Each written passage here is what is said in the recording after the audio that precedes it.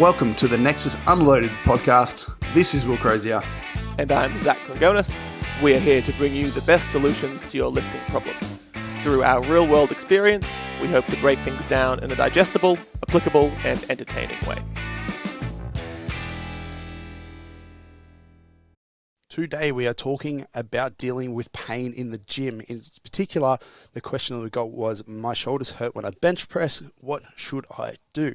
Now, obviously, we don't know this particular person, this particular situation, so we had to talk a lot more generally about pain and about these aches and niggles in the gym and how we should go about them, and also from our perspective as lifters and as coaches dealing with this. We've both had vast experience both as lifters with pain ourselves and with lots of different lifters in lots of different situations that have had different types of pain in the gym. So we talk about the mental side of it initially, what solutions shouldn't be, finding a start point, what exercise it can do, different ways of trying to find that, and then what we should do with pain if we come into session, after a session, and a bit more on the mental side of it there.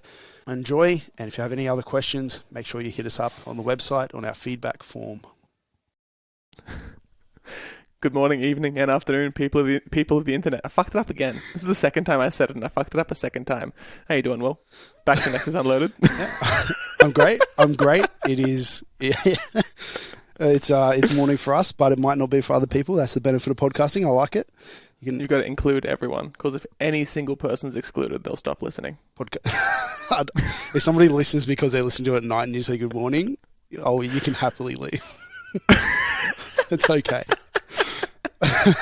we don't. Out of our 6 listeners, if the sixth needs a specific good morning, they can just be on their way. Yeah, that's right. Yeah, the thing about podcasting that I have actually worked out from our previous episodes so far, because we haven't been doing this long, and I didn't really know of any issues that we were going to have, or I knew things were going to come up. Like, I mean, people, if you've listened to every episode so far, you've picked up on probably a long list of things that have gone wrong. But one thing I didn't expect that, or at least not this early anyway, and I don't know if you're the same, but is I have absolutely no idea what we've talked about previous to this. Like, yeah, no. Like, people go like, I really liked that episode. And I'm like, what episode? Like, we've only done 7. It can't be that hard. Like it. Or people will mention something from, like, I don't know, 2 months ago, and it's like, I fucking said that. It sounds like something I'd say, but what? Yeah. Like, I expected, 50, 100 episodes in. There would definitely come times like that, but not 7. Look, I can't remember if I'm wearing underpants or not, so I don't think it's a massive problem. No, I just didn't expect it. And so I think maybe we start like a protocol, like when people message us with feedback, which I love, please keep doing. It makes me at least think that we're doing this is worthwhile each week. So I really appreciate the feedback. Maybe start it with like hey, in episode 4 you mentioned this, and I really liked that. Like, it might help to jog my memory a little bit. But honestly, I really do appreciate all the positive feedback we've had so far. No negative, so people are abiding by our rules. I do like that. The only negative feedback I've had is that we haven't done the anti-flaccid shirt yet. I've had 3 separate people ask about it. And look, I don't know 3 how many 3 is. Yeah. In swaying your decision, but I think it's a lot. That's 2 less than 5. Yeah, shirts are shirts are usually one of those products where it's not worth selling unless you have a certain number, and usually that number's more than 3. I don't know the number, but it's usually more than 3. Give me more than 20 and 20. I will consider it. More than 20? All right, everyone. We need like a petition. What we need is I'm going to put on my story. Okay. Mickey can tell me when this episode airs, and I'll put a question box saying who wants the anti-flaccid shirt. If we can get more than 20 of you, this is it. I need like a proper commitment, not just 20 people. Yeah, you know what? Also, yes that's what I was about to say. You know what also happens? Like, you put up one of those polls, and then like 1,000 people say, like, yeah, I'll definitely buy it, bro. I'll fucking wear that everywhere. Like, wear it to my whatever event, and then wear it to my grandma's funeral. Yeah, wear it to your grandma's funeral. Super appropriate. And then we go like, yeah, righto. No, the people want it, and we're a company that listens to the people. For the people, by the people. Yep. And we put it out there, and one person buys it, and then they request a refund for no reason. So I think I could tell you the reason, but Yeah, I have had it pitched to me by a couple of people, and I was thinking, like, obviously those words, and then like just a picture of your face or something. Also, or because I've got one other one I got suggestion was a picture of your deadlift from the side. That also works, because I've got an addition to it. Underneath, you can put #StayHard. Or on the back. Then they On the walk back. past. Oh, they like, read it and they yeah. go, "Oh, that's interesting." And then they look back and then it says that. I don't know. Maybe pitch us your ideas and your nominations. I don't Your know. nominations, support, and ideas. Yeah, I look forward to reading all three of them. Though, if we can get 5, I'll be pretty happy. I'll be pretty happy. Mickey set And the bar at speaking 20, of 5 people, there seems to be a new internet person who's sweeping the internet. Always a new I internet phrased person. that weird. Always, yeah. Yeah, there is always multiple internet people. Well, this is a new one. A new one who's been sent to me multiple times, One that's pissed you preaching off. how to do hip thrusts with a quad focus. Okay. And I can't remember if we've talked about exercise selection. I think we have. But yeah. if you're doing hip thrusts Go back for to my quads, problem. Yeah. if you're doing hip thrusts for quads, you're fucking doing them wrong. Like, why? Yeah. Well, Why is it a thing? yeah. Well, when we talk about growing a body part, obviously want that body part in the exercise chosen to be the limiting factor. And the confusing part about exercise selection for some people is you can feel multiple muscles during an exercise. Like if I do like a leg press or something, I might be feeling a few different muscles, but we want the limiting muscle, depending on how we set up, to be the one that we want to grow. So if we want to grow our quads on a leg press, we need to set up in a way that our quads are the first failing point, so we can push them without other muscles kind of getting in the way. But I can't picture for my life a situation where how you can make a hip thrust, hingy movement like that quad dominant in any way. I can see how people could feel quads, but again, that is not that does not mean it's a quad exercise, nor like anything that's going to do anything for them. Well, all homie did was pull his feet all the way underneath his ass and said, there's more bend. knee extension, but the knee doesn't extend. The knee stays at the same angle the whole time as the hip moves. It's more flexed. No, see, this is the thing though. Like exactly like you said, or exactly like I said. You may by flexing it more, you're gonna lengthen it at that end, and then you're probably gonna feel your hip flexor stretching big time at the other side. And I can imagine that maybe it makes it feel that way, but by no means is it doing work. Is it going through range and definitely not getting any growth or stimulus from it. Yeah, so if you come across that video, folks, disregard it. And I'm not a big fan of hip thrust in report general. Like I just don't. I find if you're doing them for quads, you're definitely doing it wrong. But if you're doing it for glutes, which I imagine most people are, I hope so. Even then, I find the 45-degree hyper way better for me and for my clients. Like it doesn't hurt your hip. I mean, there's something about jamming hundreds of kilos on top of your hip. It's like a Zercher straight squat. on bone. Yeah. Everyone out there saying, "Oh, if the Zercher squats don't hurt, if they hurt you, you're a fucking pussy." I don't want to put a barbell in my elbows. Have you done them? I've done them plenty of times. Hey, definitely. I thought, if I'm a pussy, whatever. But I remember loading it up, doing a block of them and it was the only exercise. It was for a very specific situation I won't go into, but it was the only exercise I could do for this situation, and it worked. But I remember I got up to a certain weight, and I was a few reps in, and my elbows just completely gave out, and I dropped them, and the whole gym just stared at me because I just dropped. This made this massive noise in the corner. So I don't know.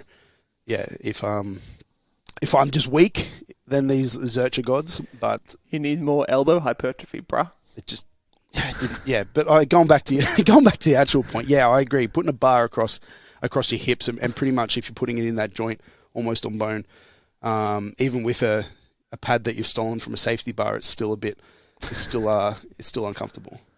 Still dubious. The 45-degree hyper, you can't fuck it up. You cannot fuck it up. You lock yourself into it. You just think about pushing your hips into the pad. Hold dumbbells in your hand. If they get too heavy, maybe you can do it on a bar. I don't know. There's plenty of different ways you can load it, and it always works. You might feel your hemis, but guess what? Like I just said, you can feel multiple muscles, but it doesn't matter. You can make them. You make a certain one the limiter, and that's the important part. All you've got now is everyone who has certain name, then glute in their Instagram bio, aggressively typing to cancel you. Like, how dare he shit upon the exercise of the gods? You know what? Actually, on this, at commercial gyms as well, I guess it's just because of the popularity, and commercial gyms are obviously their businesses and they're catering to their members and whatnot, but I swear every commercial gym I go into, they have 3 different hip thrust machines, just different variations of it. One with a, one's with a seatbelt, one's plate loaded, one's cable loaded. They're at different angles, whatever it is. And then the 45. The Mr. Garrison one? Hey? The Mr. Garrison one? You'll have to explain that one. No? Mr. Garrison, South Park, when he made that, like, single wheel thing. Wasn't that a bike? Sit on. Yeah. Yeah, but you sit on. Don't worry. Continue. People who get that will get that straight away.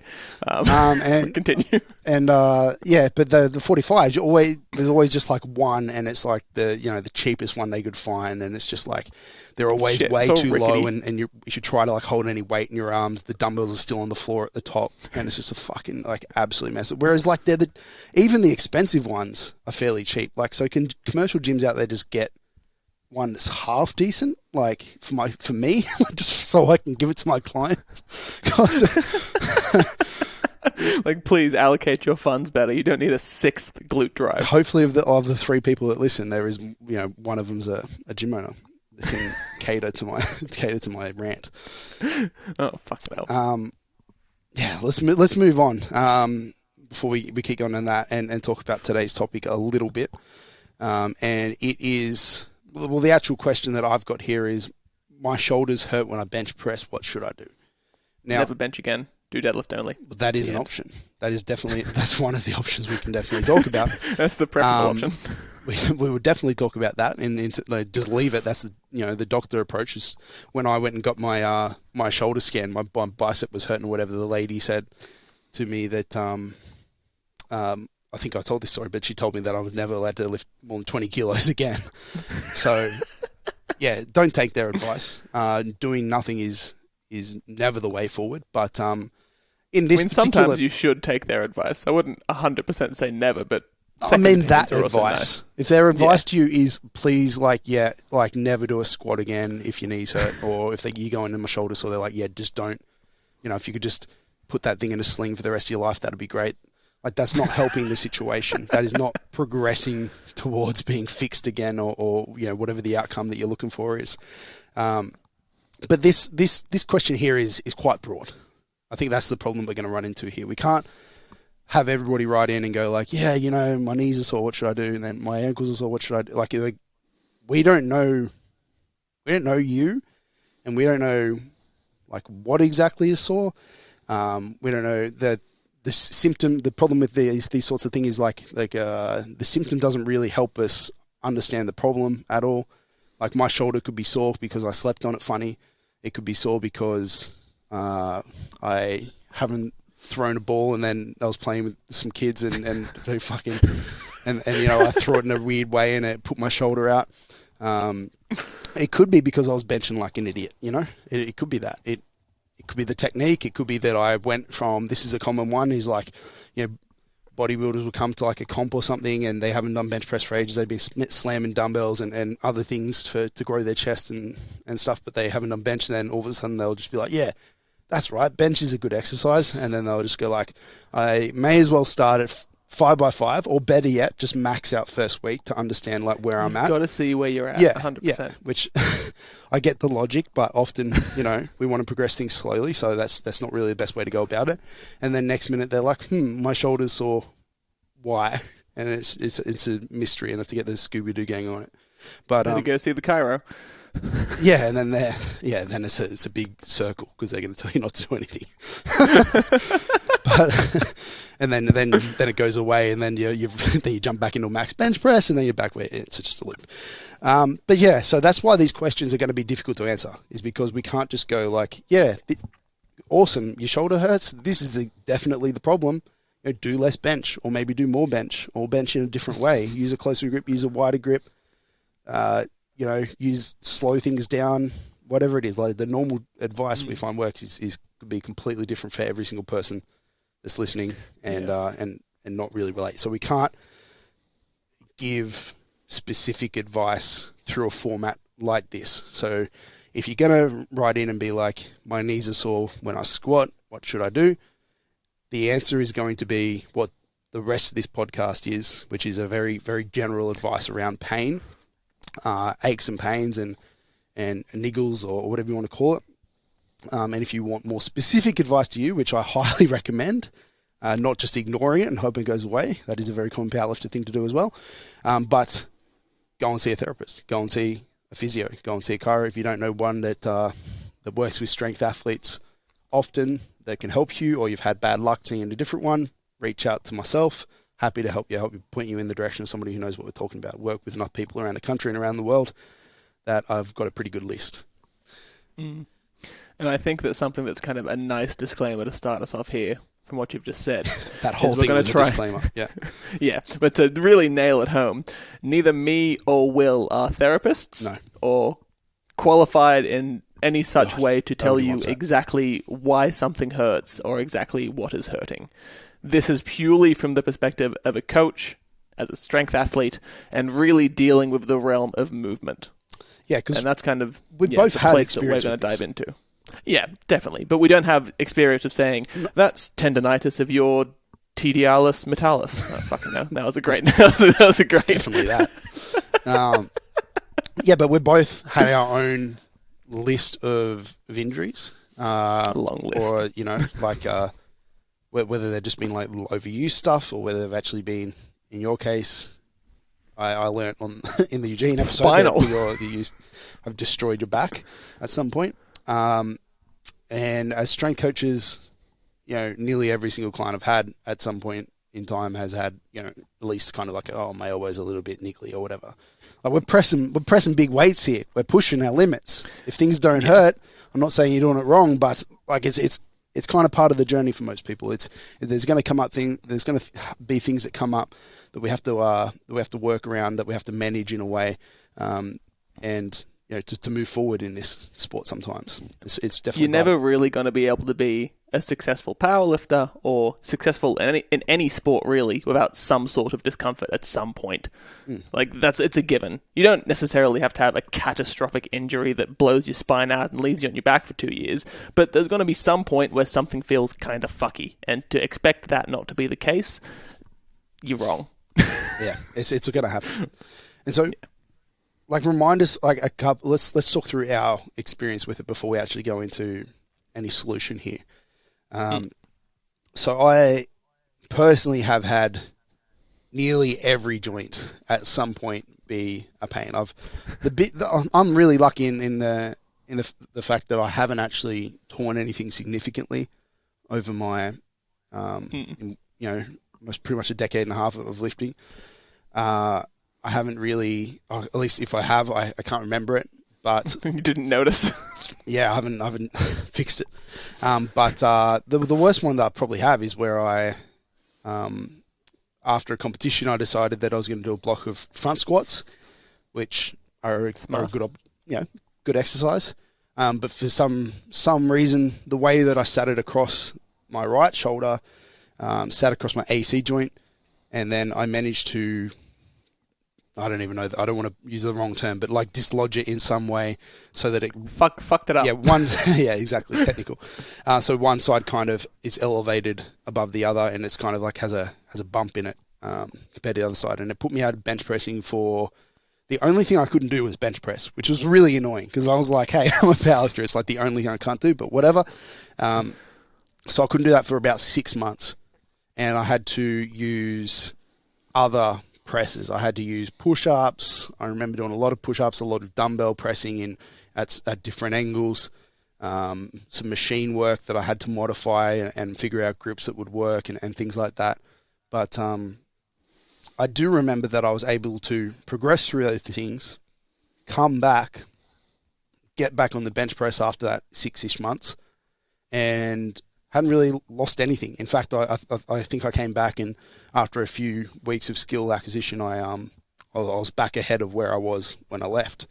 So that's kind of the whole point of this is that we can keep moving forward through most situations, and that's why I said earlier that going to a therapist or a doctor or whatever, and their advice being just, oh, okay, just rest it completely for X amount of time, whether that's a week is like, okay, we can see that, but like a few weeks to a few months, I would definitely say there's always something that you can do, and it's going to be different. You're going to have a different starting point, different entry point for everybody, but you're going to be able to do something that is going to, at the very least, stop you from going backwards too much.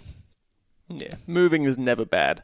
There's never a circumstance where not moving is the correct choice, unless you've shattered your femur in a massive spiral fracture, parachuting. Been hit by Maybe a in that bus. case, but you can still move. This isn't the podcast.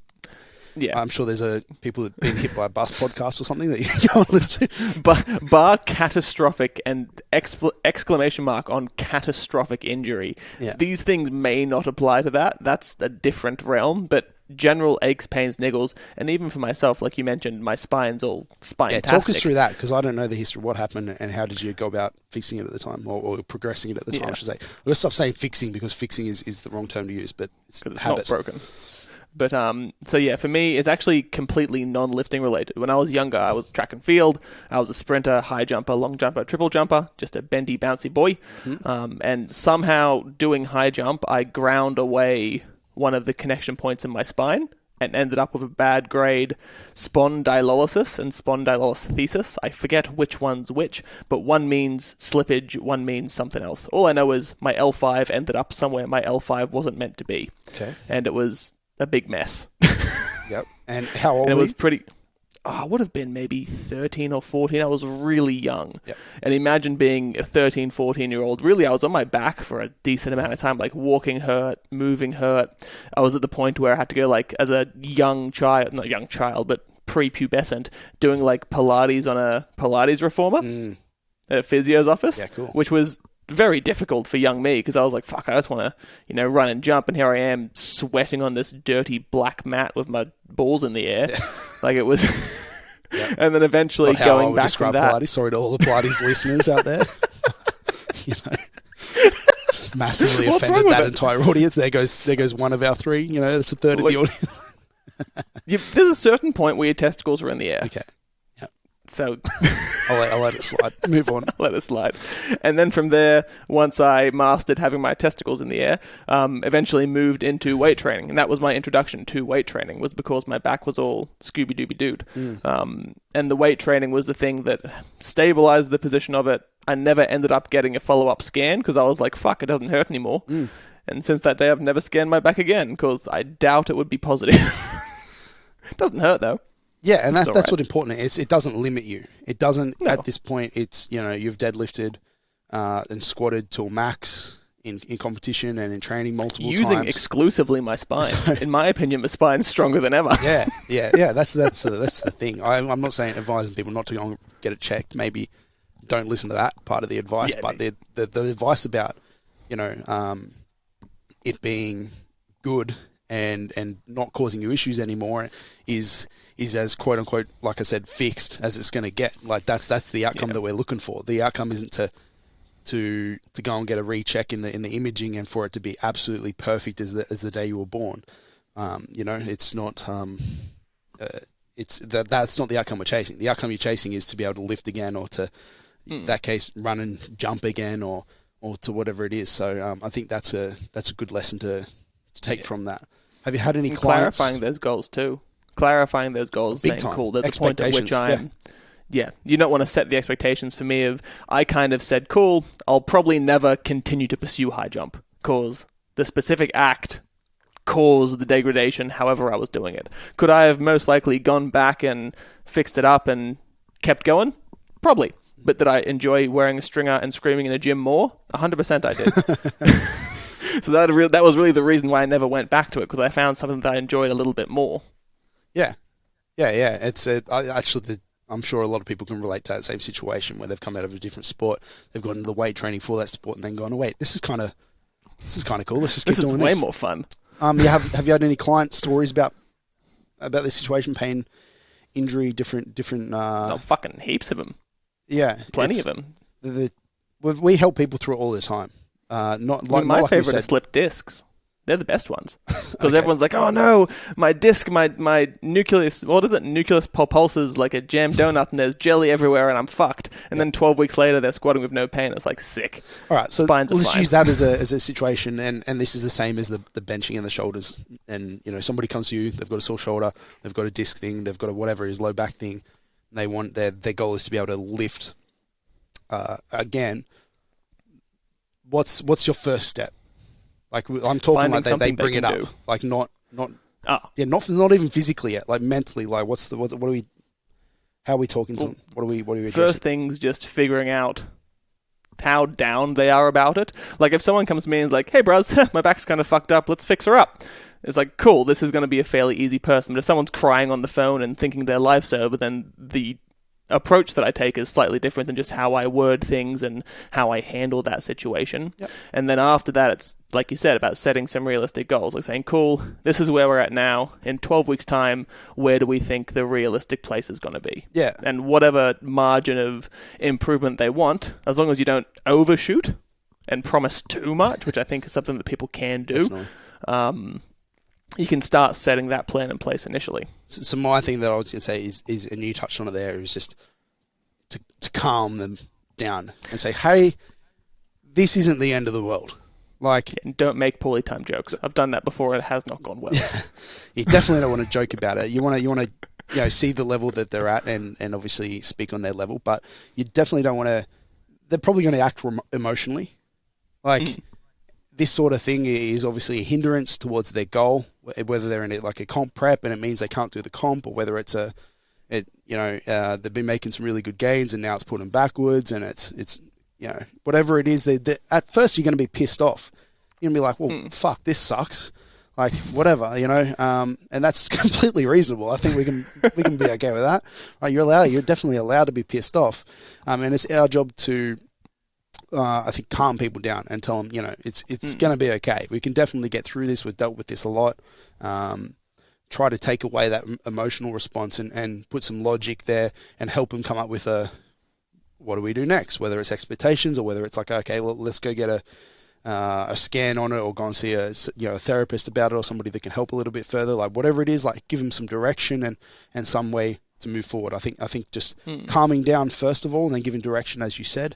And another one that I deal with a lot with people, and this is part of that emotional response to it, is everybody wants to know the exact reason this happened. They're like, fuck, maybe if I brought my grip in 1 inch on bench press, my shoulder wouldn't hurt, and this wouldn't have happened, or maybe if we, instead of doing 5 sets a week, we did 6. I don't know, like, whatever it is, like, they want like a reason. They want to know the exact thing.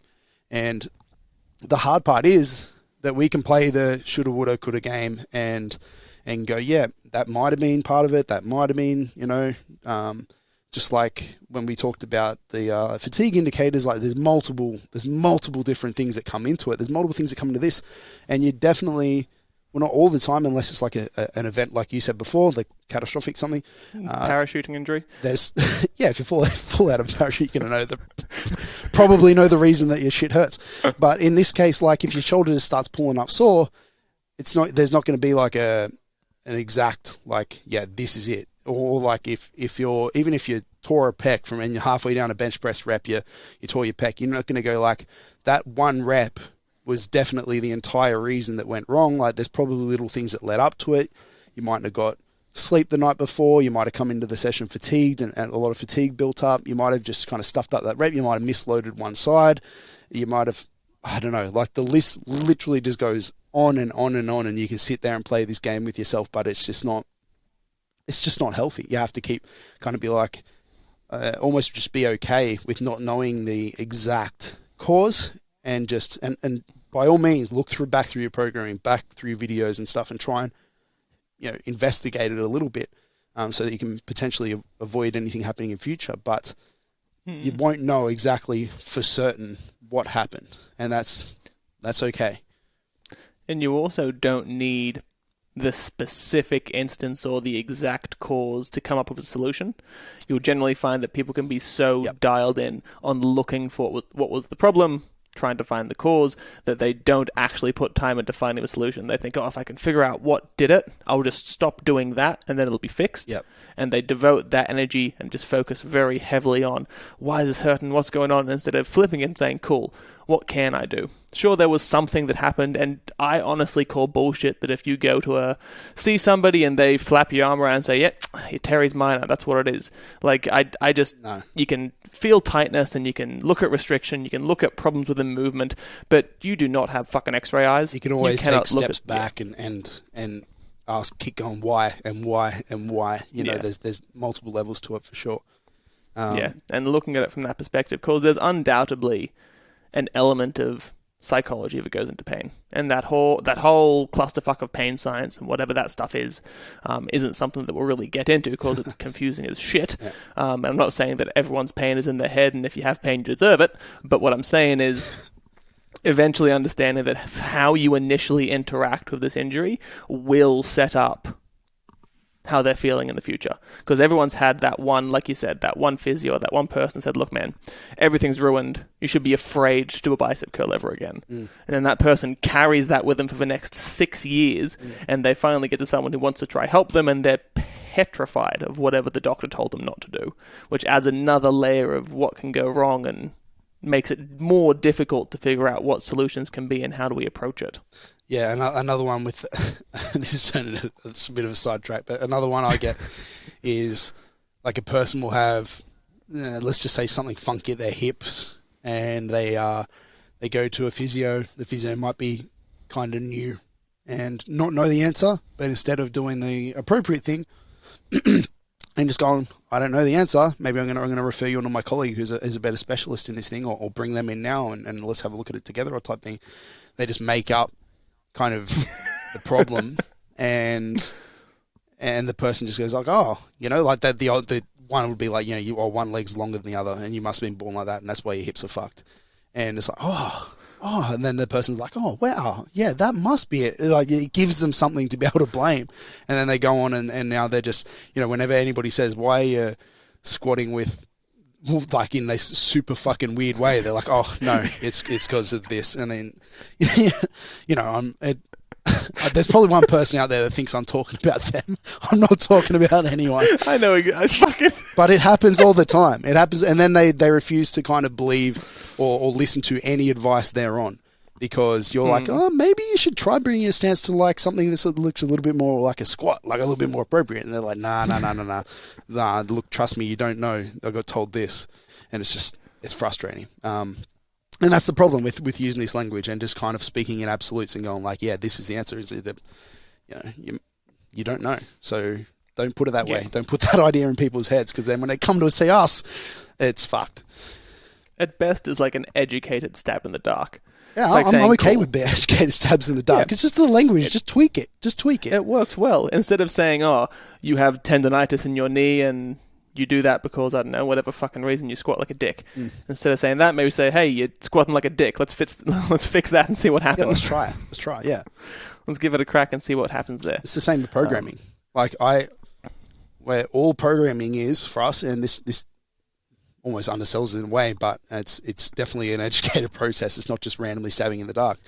It's, you know, when we get somebody who comes to us, we look at all the data they've given us, previous training, previous injury history, age, how strong they are, their goals, et cetera, and we come up with a program that we think is appropriate based on all that information, all the information that we have, and then we watch what happens.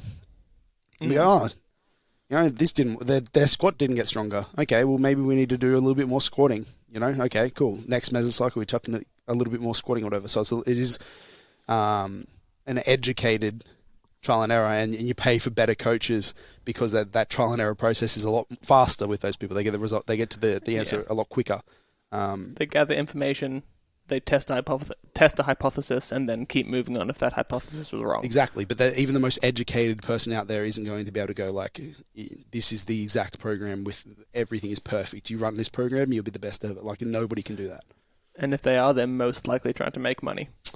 Yes. Definitely, most definitely. It's an easy way to spot it. But you've also got things as well talking about pain and injuries and niggles.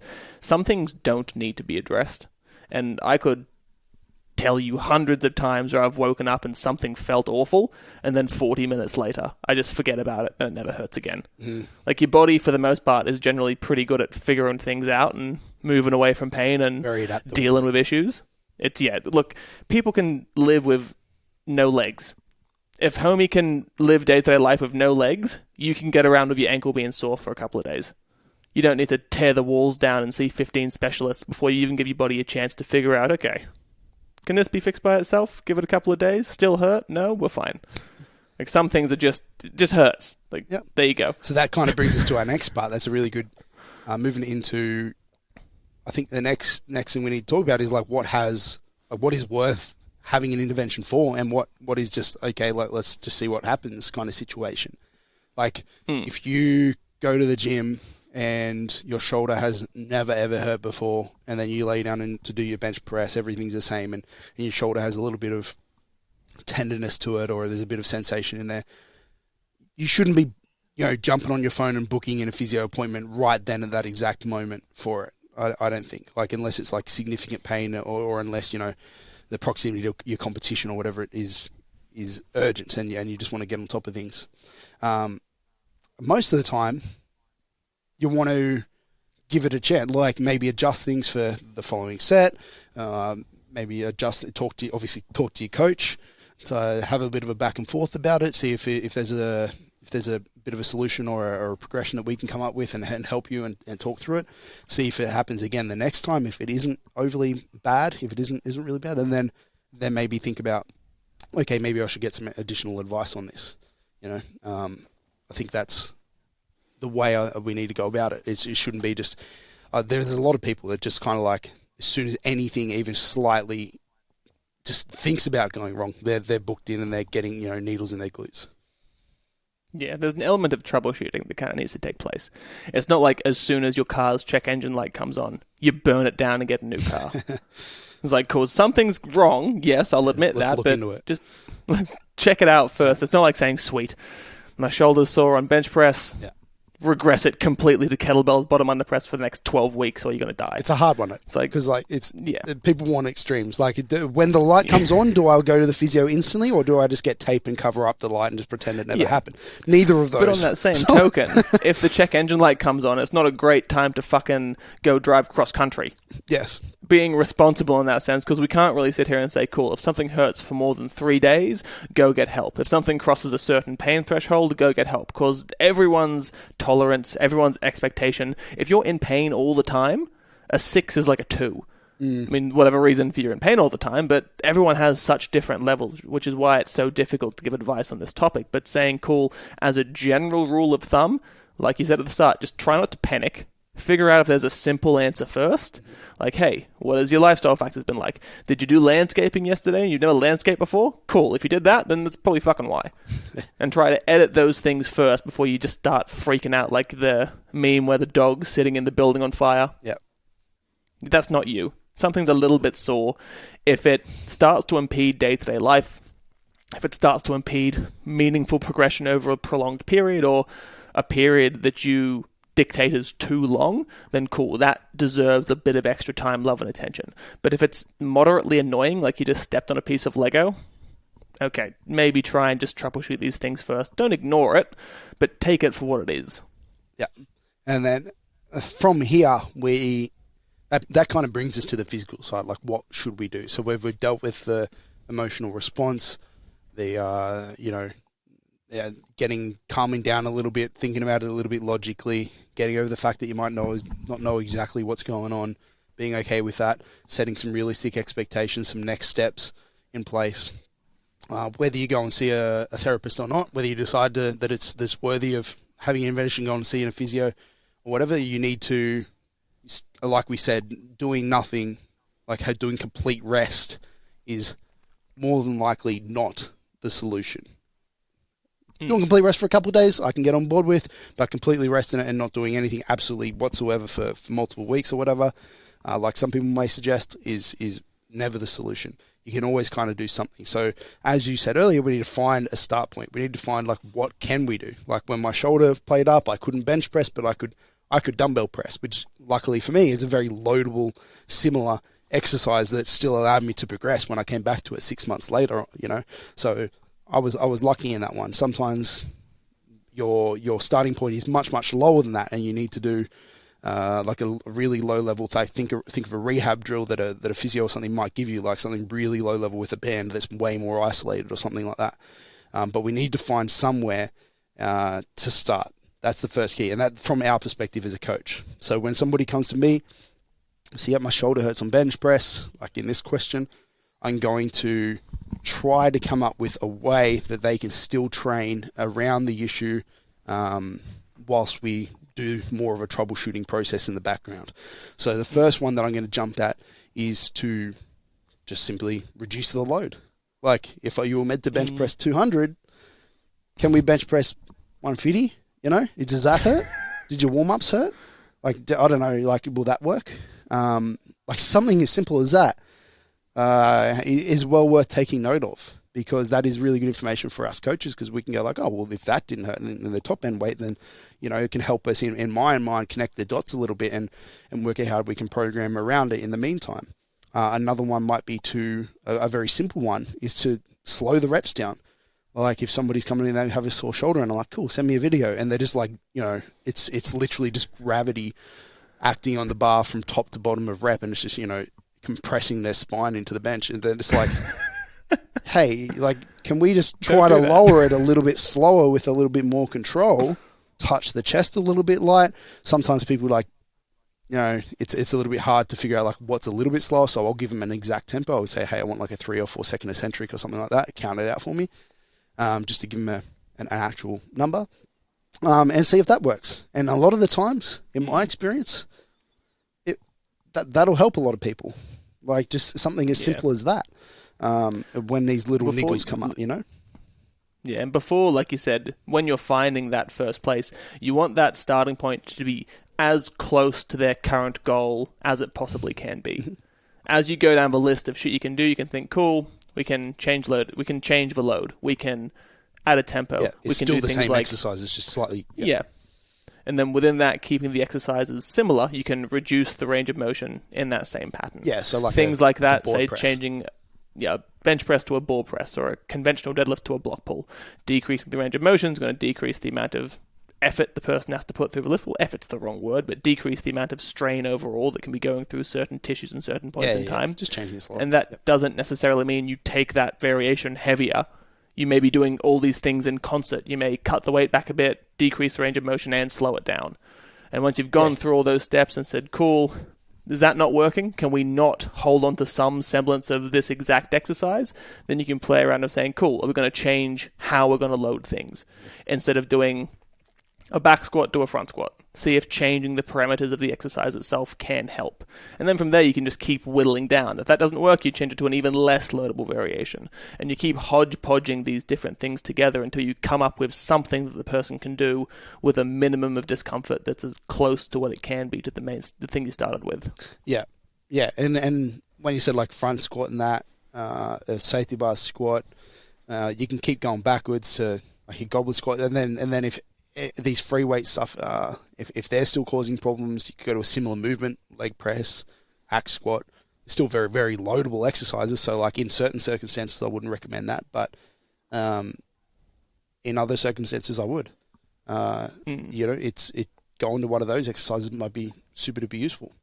That's that. And then so we've found an entry point with that. So actually, before we should address the actual question, the bench press. So reducing the range, like you said, board press, floor press, pin press, board press, etc. Do the slow tempo, do the longer pauses, use that to reduce loading as well.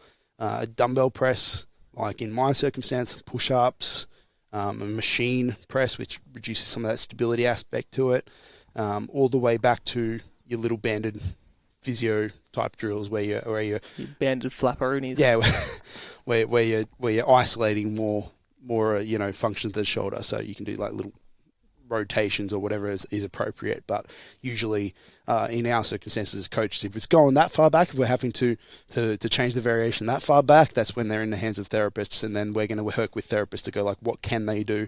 They're going to help test it out, give us feedback. Hopefully, if they're a they're a good therapist, and work together to move forward.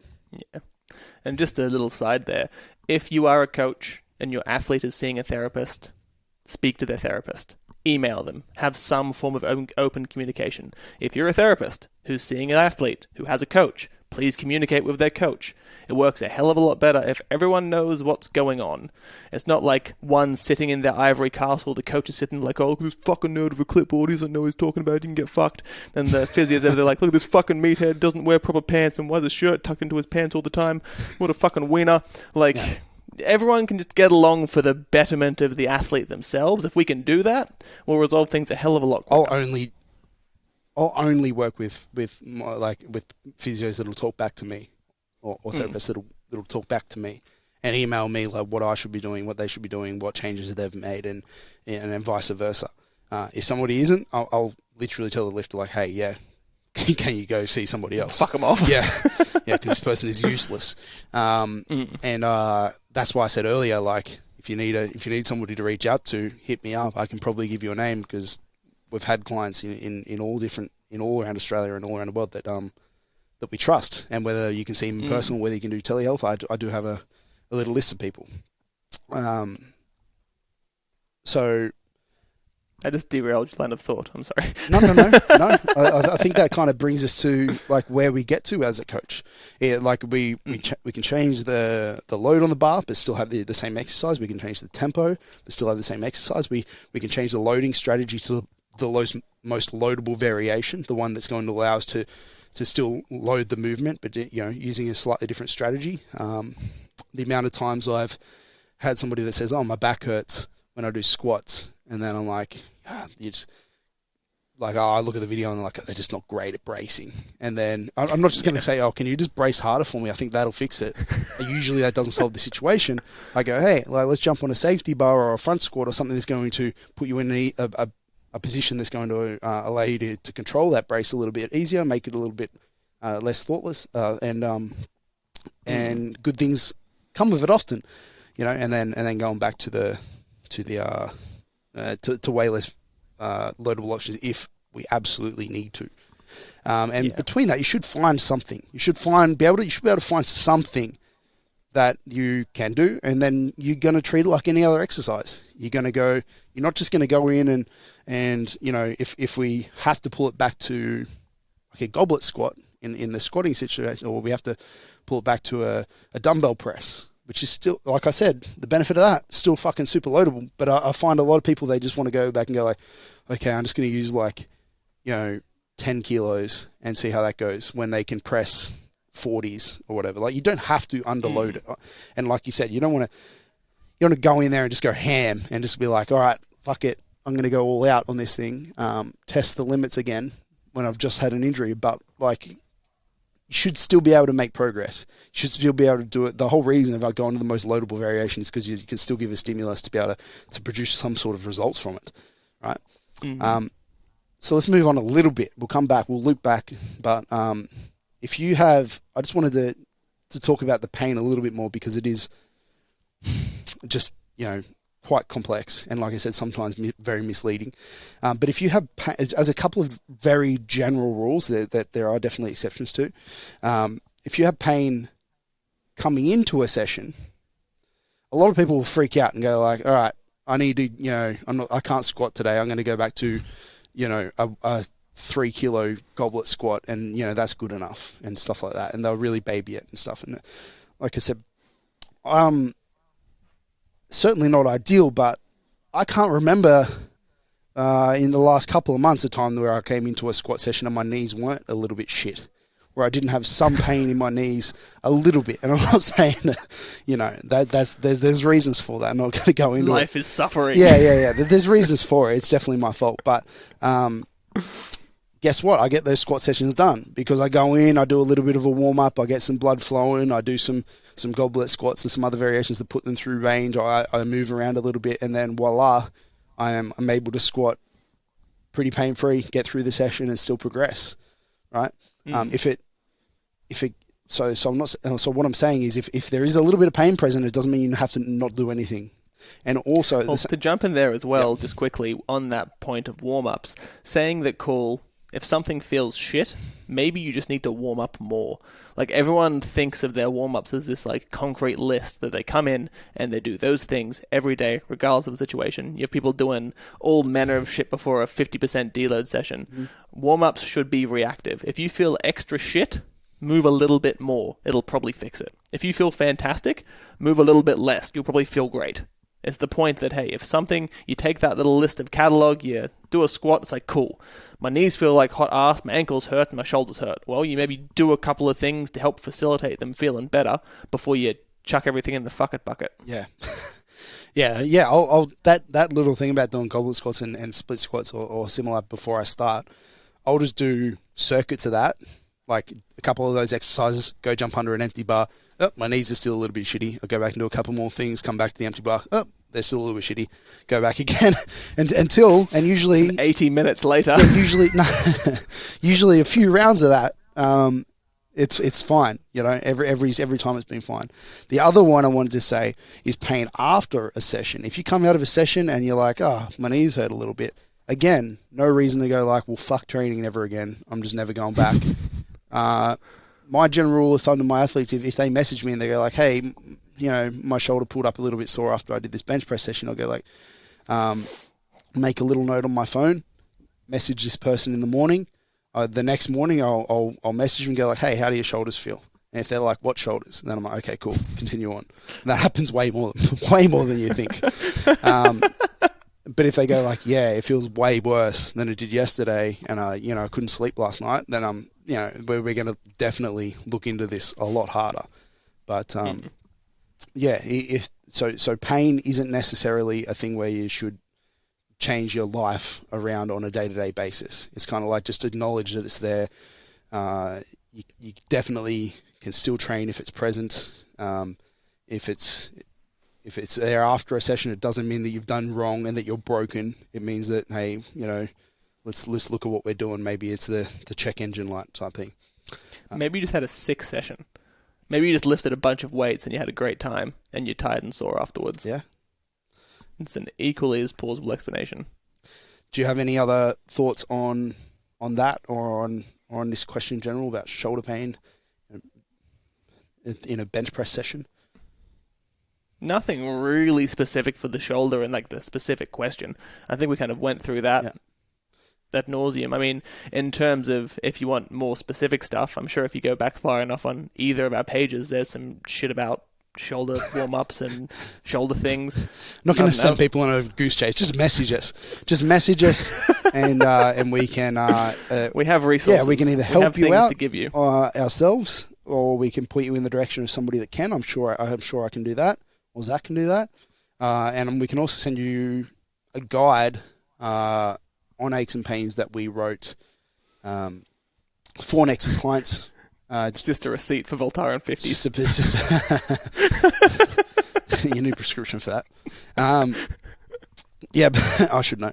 But we can send you our aches and pains guide, which is available as a download from our website. I can send you the link to that. You can download it, get the short, sharp recap of pretty much everything that we've said here today, and point you again in a more specific direction if you need that help.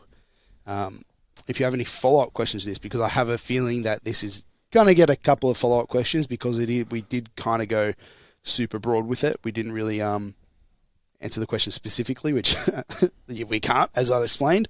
Nailed it. Then jump on the website, NexusPerformance.com.au, hit the podcast link at the top, scroll down a little bit, you'll see the feedback form as always, and just write up in there this episode, and then the follow-up question you have to it. And we're prioritizing all listener questions above else. So I want to make sure that we get to the listener questions above anyone else. So I guarantee if you put it in and we understand it and we think it's a good topic, we'll absolutely do an episode on it. Or if it's a little bit too specific to you, we'll reach out and try even and if help it's an you awful topic, we'll still mention it. We might make fun of it. We'll still mention it. We will just call people out. No, this isn't a platform for that. All right, cool. We'll leave this there. Thanks for listening. Please remember, 20 people, anti-flaccid shirt. Get the pre-orders in now. Secure your spot, and we can get this happening. I was hoping you wouldn't remember that, to be honest. All right, catch you guys. You gave me a number. Bye, guys. Thank you for listening to Nexus Unloaded. Be sure to jump on our website to find details on everything mentioned on today's podcast, plus information on our coaching, mentoring, and gym services. Make sure to follow us on Instagram at NexusPerformance.Aus for any updates on what we are currently doing. See you all in the next episode.